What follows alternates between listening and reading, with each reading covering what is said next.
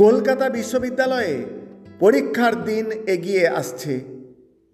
অধ্যাপক গৌরীশঙ্কর দে মশাই অঙ্কের প্রশ্নপত্র তৈরি করতে গেলেন কলকাতা বিশ্ববিদ্যালয়ের ভাইস চ্যান্সেলরের বাড়ি। গৌরীবাবু সটান তার কাছে গিয়ে বললেন, স্যার, অঙ্ক পরীক্ষার প্রশ্নপত্র তৈরি, যদি একটু দেখে দেন। ভাইস চ্যান্সেলর তার হাত থেকে কাগজটা নিয়ে চোখ বুলিয়ে একটু গম্ভীর হলেন। তারপর মুখে হুম শব্দ করে বললেন, গৌরীবাবু, আপনার হাতে ঘন্টা আড়াই সময় আছে? গৌরীবাবু ব্যাপারখানা কিছু না বুঝে বললেন, আজ্ঞে তা আছে। কেন স্যার? ভাইস চ্যান্সেলর গৌরীবাবুকে কাগজ কলম দিয়ে বললেন, আমি স্নানটা সেরে আসি, বুঝলেন।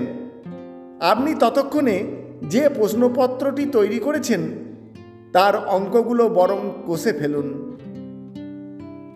স্যারের আদেশ, কি আর করেন। গৌরীবাবু ঠোঁট কামড়ে মুখ কাঁচুমাচু করে বসলেন অঙ্ক কষতে। ঠিক আড়াই ঘন্টা বাদে তার সামনে এলেন ভাইস চ্যান্সেলর। তখন পরীক্ষা হতো আড়াই ঘন্টার। ভাইস চ্যান্সেলর তাকে বললেন, আড়াই ঘন্টা কিন্তু ওভার গৌরীবাবু। আপনার প্রশ্নপত্রের সব অঙ্ক কষে ফেলেছেন তো? গৌরীবাবু আর এক পস্ত মুখ কাচুমাচু করে বললেন, না স্যার, দু তিনটে এখনো বাকি আছে।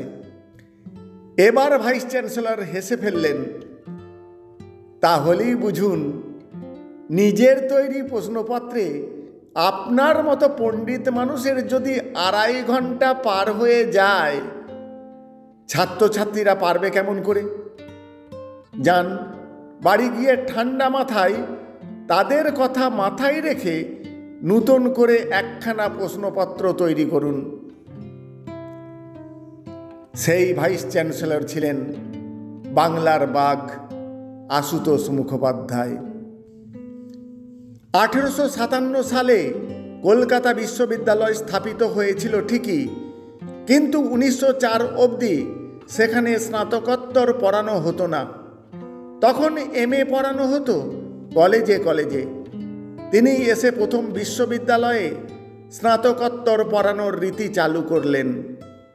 অবশ্য এর জন্য তাকে কম বিরোধিতার সম্মুখীন হতে হয়নি, কিন্তু অসাধারণ বাক্মী এই মানুষটির যুক্তিজালের কাছে কোনো বিরোধিতাই ধোপে টিকল না।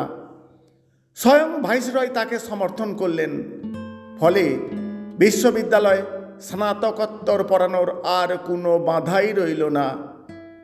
তার ডাকে পড়ানোর জন্য দেশের নানান প্রান্ত, নানান কলেজ থেকে পণ্ডিতেরা ছুটে এলেন এখানে। তৈরি হলো সিলেবাস।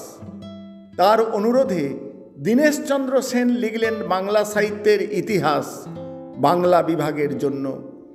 বিশ্ববিদ্যালয়ে স্নাতকোত্তর পড়ানোর নতুন এই রীতি চালু হওয়ায় ছাত্রছাত্রীরা গেল বেশ ঘাবড়ে। পড়ানো, পরীক্ষা পদ্ধতি, প্রশ্নপত্র কেমন হবে, এই সব নিয়ে।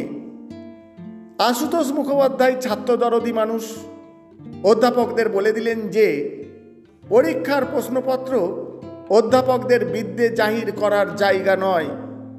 প্রশ্নপত্র যেন মাঝারি মানের ছাত্রছাত্রীদের কথা মাথায় রেখে করা হয়।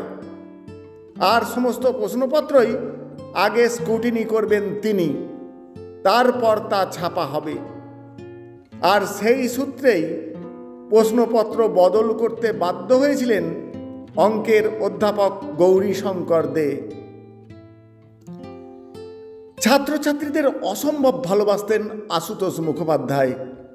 তাদের কথা ভাবতেন, তাই তো তিনি তাদের কাছে অশেষ শ্রদ্ধা আর ভালোবাসার মানুষ হয়ে উঠেছিলেন। কলকাতা বিশ্ববিদ্যালয়কে নিয়ে যেতে পেরেছিলেন গৌরবের চূড়ায়।